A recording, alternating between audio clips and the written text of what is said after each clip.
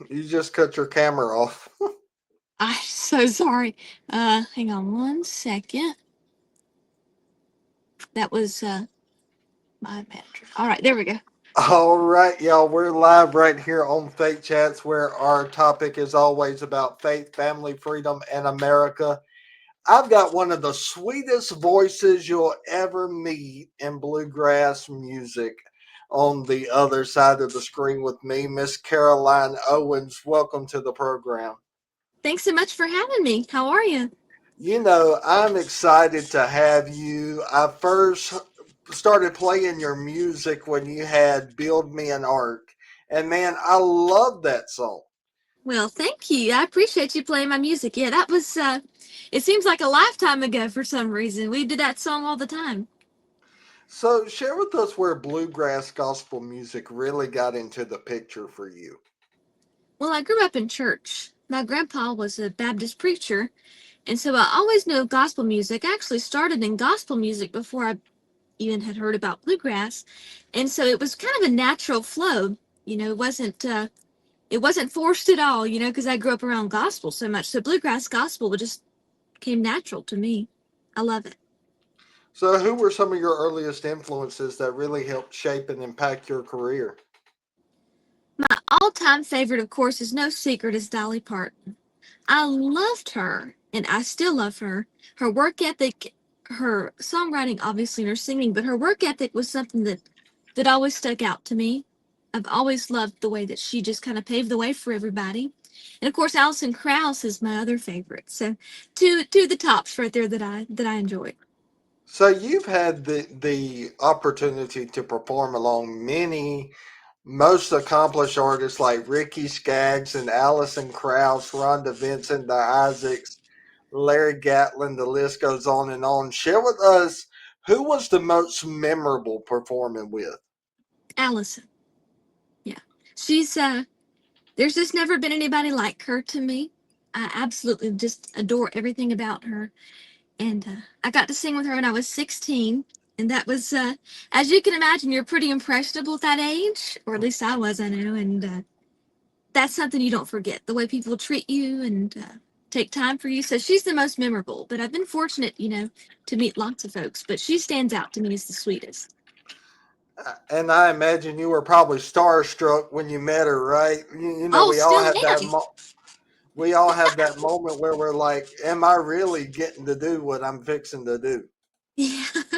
Well, it's still like that. I saw her a few weeks ago, and I Oh, got to, go backstage and see her, and it doesn't change. She's amazing. so share with us a little bit about your current single and what you're up to now. Well, brand new single is "Tell You Right." It's the second single on Billy Blue Records, my brand new label. It's from the forthcoming album. So the album is a secret, though. The album title is nobody knows about that yet. But it's a lot different than what I've been doing, which is exciting. A different avenue, a different approach. But we've been in the studio a lot, and of course, releasing "Tell You Right," and so a lot of new music is on the way. That's what's coming down the pipe right now. So, earning three IBMA Monumentum Awards nominations as Bluegrass Female Vocalist of the Year must feel incredible. What do you think sets your voice apart in such a field of talented artists? Oh gosh, well, I don't know that there's anything special about me, but thank you for saying that. Well, I try to work hard, and I think sometimes when we see folks singing or playing or whatever they're doing in any capacity, we only see that side of it, you know. And so that's the part that's always, I think, or at least I hope, separates me is I try to work really hard. I was given a great example from my dad growing up. He's such a hard worker, and he really instilled that in me: is if you want something, you work for it. And that's what I've done. I don't have a problem with rolling my sleeves up and getting to work. So I hope, if anything, outside of technicalities in singing or pitch or anything like that, I hope that my work ethic stands out. So, your two SPBGMA and additional JMA nominations highlight your rapid rise. Looking back, which achievement has been the most surreal or meaningful to you so far? I would definitely have to say when little girls come up to me after a show and they want their picture. I feel like that trumps anything you could possibly win or be nominated for because you're inspiring the next generation. And I know that sounds cliche or whatever, but that's really what matters to me. And when I think about the things that mean the most to me, it's never the award that comes to mind. It's always the impact that hopefully, even if it's a small impact, that I might can make on the next generation. That's what matters to me. So, as a songwriter signed to Billy Blue Music Publishing, how do you balance writing for yourself versus crafting songs for other artists? That's a good question. Someone actually asked me that a few days ago. And I said, well, if I'm writing for me or if I'm in a room with someone and they're trying to write to me, uh, I know in about 5 to 10 minutes if I really want to cut it. It really has to speak to me. And if it doesn't, that's when I know it's for somebody else. I can't fake something meaning something to me. It has to be real. And if it doesn't feel real, I know that it's for somebody else. It's not for me. Wow. So, what's been some of your most memorable experiences as a bluegrass artist? Oh gosh, well, I've been lucky to say that there's been a lot of them. You know, every day is different, and that is special. When you're traveling, you get to see a lot of different things. And recently, something I've really enjoyed is touring with my band. We've had a really busy touring season, and so when I think about memorable moments, that sticks out to me because we travel together and we travel in this van. I'm actually in it right now. And so when I think about stuff being memorable, some of the highlights have really been just traveling with them. It's family. It's a band and we work hard but we also play hard. And so when I think about stuff being memorable, it's about going down the road with my band, my family.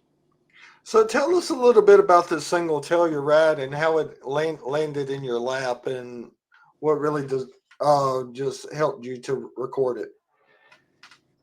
Well, Telluride was one of those things that just, like you said, landed in my lap. I mean, we were looking through material for the album, and it was just like, gosh, there's something that we're missing. And I get to that point, and I get almost a little bit antsy. It's like, I'm missing something that I need. It's like when you're going to make something really fancy and you're missing a key ingredient. It's like, okay, well, I can't make that dish.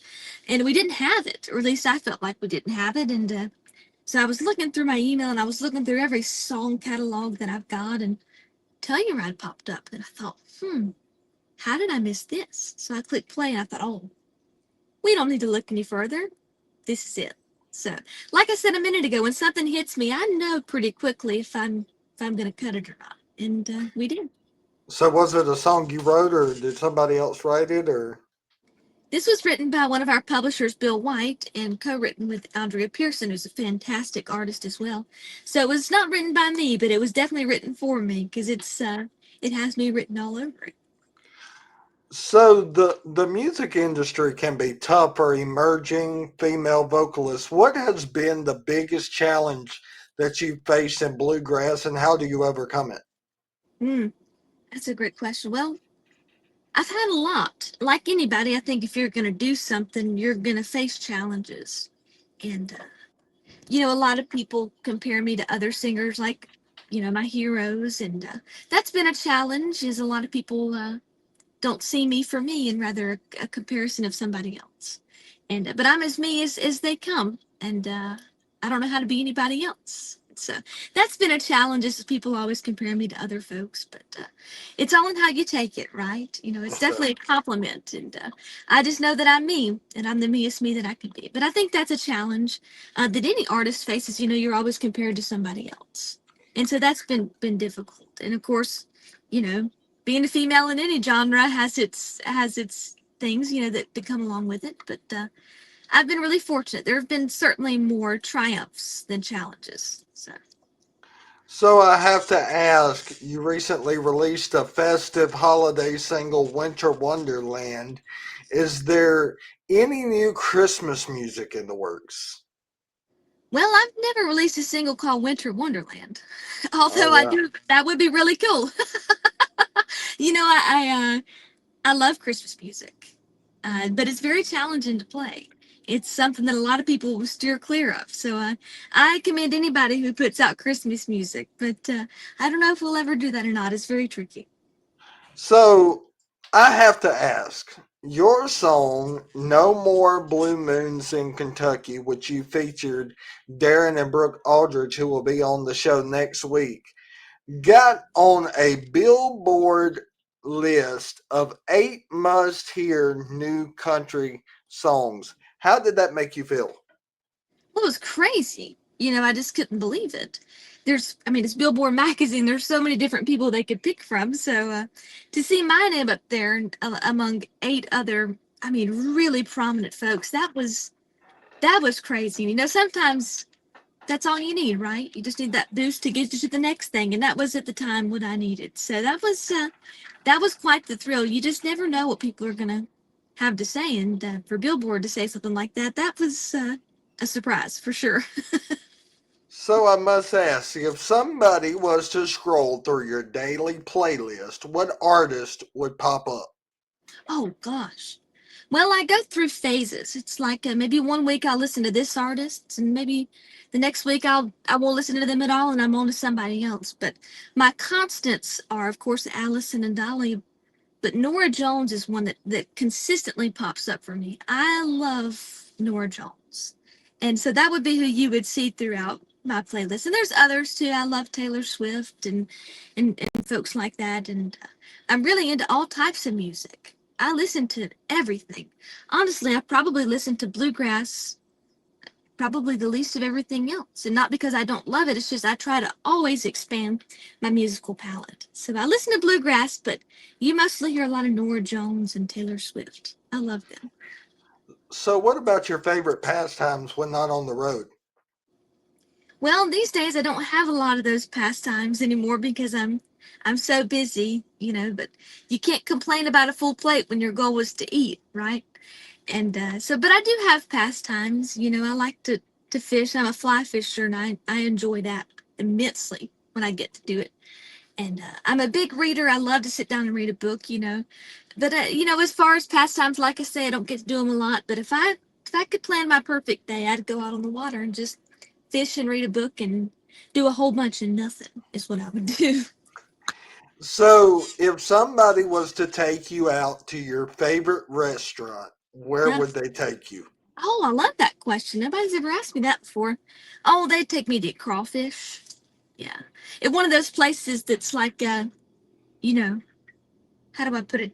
Kind of like, should we be here? Or should we not be here? One of those types of places where it's like kind of, dirty or sketchy or something like that.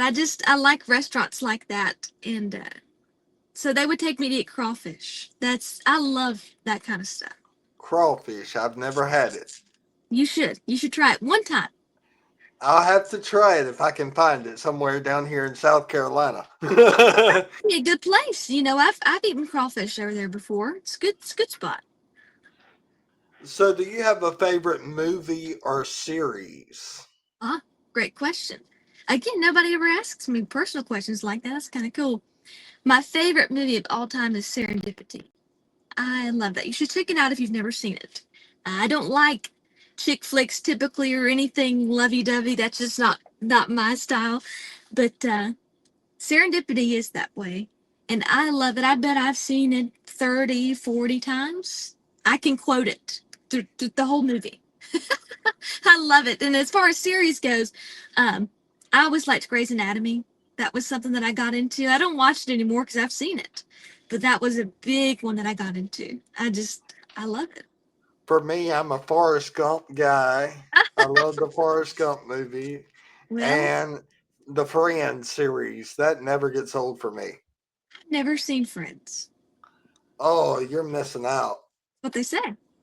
It's just the humor and the cleanliness of it. It's just great shows that they don't air on TV that much anymore. I'll have to check it out. Like they say, life is like a box of chocolates, right? That's right. That's what Forrest Gump said, I think. But I mean, I just got off the right before you came on. I had Dr. Ted Bayer on from Hollywood. on the movie guide, and he invited me to the movie guide awards. I'm pretty excited about that. It's great.